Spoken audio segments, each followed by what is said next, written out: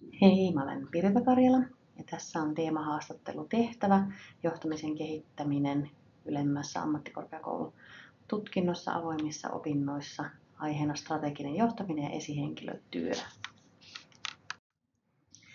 Mulla oli haastateltavana työllisyyden alan johtaja kunnallisella puolella. Hän on koulutukseltaan hallintotieteiden maisteri, toiminut tässä nykyisessä tehtävässä työllisyyden puolella 5 vuotta ja aiempaa kokemusta on aikaisemminkin myös tuolta työllisyydestä kuntapuolelta ja sitten maakunnallisista vastuutöistä.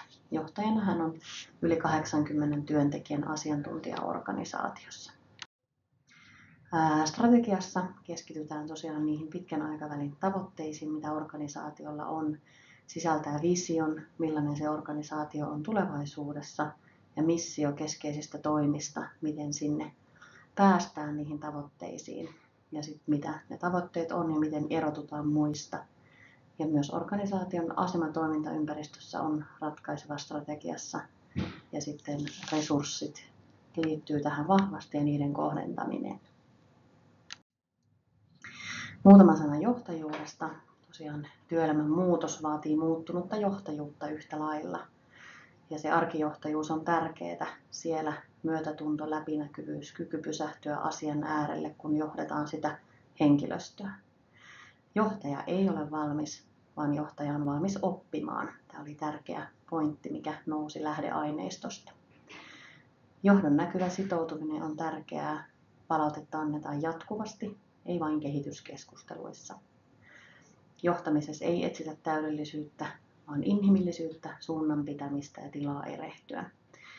Näistä lähdin sitten strategisen keskustelun äärelle tämän mun haastateltavan kanssa.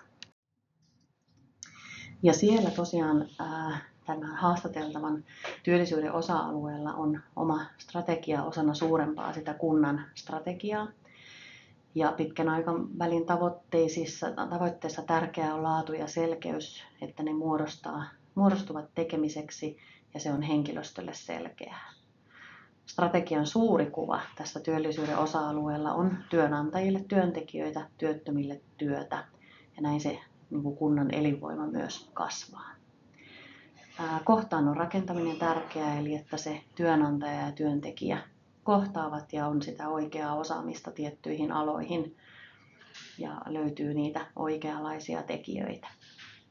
Käytännössä sitten tämä strateginen johtaminen on sitä, että ollaan siinä hyvän kohtaamisen äärellä ja johtaja kohtaa hyvin työntekijät ja sitten työntekijät tietenkin asiakkaat.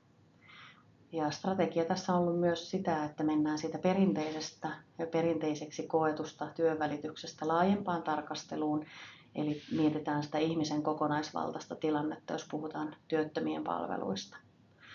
Työllisyyden hoitoon otetaan mukaan muita lähellä olevia tahoja, järjestöjä, oppilaitoksia, hyvinvointialueita.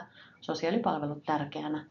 Luodaan sitä ekosysteemiä, eli se on aika laaja kokonaisuus, ei pelkästään se työllisyyden puolen tuijotus.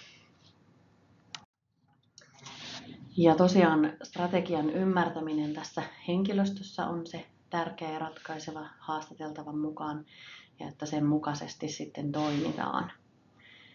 Visio on tosiaan se selkeä selitys sille, miksi ollaan olemassa, mitä kohti mennään. Näin haastateltava sitä kuvasi. Perustuu arvopohjaan. Se oli hieno asia, että nämä arvot sieltä nousi. Se on se toiminnan peruspilari ja se arvomaailma sillä lailla koettiin tosi tärkeäksi. Ja kohtaaminen oli yksi todella tärkeä arvoihin liittyvä asia, eli on hyvä kohtaaminen ja arvostava kohtaaminen. Sitten on tietenkin ne toimenpiteet, miten päästään strategisiin tavoitteisiin. Ja tässä ehkä toimenpiteet on vielä muotoutumassa, koska tämä työllisyyden hoito koki ison myllerryksen nyt vuoden vaihteessa, kun siirryttiin valtiolta kunnille. Niin siinä on vielä sitä että se myös nämä strategiset tavoitteet sieltä vielä muotoutuu ja on muotoutumassa nyt vielä sitten konkreettisemmaksi. Tärkeää on myös mittaaminen, niiden tulosten mittaaminen ja niiden saavuttaminen tokikin ja tiedolla johtaminen ja vielä haastateltavan lisäsi sen, että nimenomaan se oikealla tiedolla johtaminen. Että kokemusperäinen tieto on yhtä tärkeää sitten sen tilastointitiedon lisäksi. Ja siinä tärkeä osa on asiakaspalaute. Eli miten toiminnan kohde kokee tämän toiminnan ja mitä palautetta hän antaa ja miten sitä olisi tarpeen muuttaa. Tunnuslukuja seurataan tarkkaan. Esihenkilötyöstä keskusteltiin ja tässä mulla vähän taustana tämmöistä inhimillistä esihenkilötyötä, ihmiskeskeistä, empaattista ja osallistavaa tapaa. Näytetään se arvostus, arvostetaan työntekijöitä, ymmärretään toiveita, yksilölliset tarpeet, avoin ja rehellinen vuorovaikutus korostuu. Johtamistapa korostaa ihmiskeskeisyyttä, empatiaa ja osallistavaa lähestymistapaa. Tärkeää se, että työntekijät kohdataan yksilöitä, kuunnellaan, arvostetaan ja tuetaan tarpeen mukaan. Esihenkilötyöstä tässä korostuu rehellisyys ja avoimuus, osallistetaan siihen toimintaan ja tasa-arvo ja oikeudenmukaisuus. Jatkuva oppiminen myös yhtenä tärkeänä asiana ja panosten ja saavutusten tunnustaminen ja arvostus, työntekijöiden hyvinvoinnin tukeminen ja konfliktien ratkaisu. Edellyttää myös esihenkilön itsearviointia ja sitä, että haluaa kehittyä ja huomaa omat tekemät virheet, on avoin sille uuden oppimiselle, niin se on todella tärkeää. Ja tämän inhimillisen esihenkilötyön etuja on työntekijöiden sitoutuneisuuden ja luovuuden kasvu, luottamuksen rakentuminen.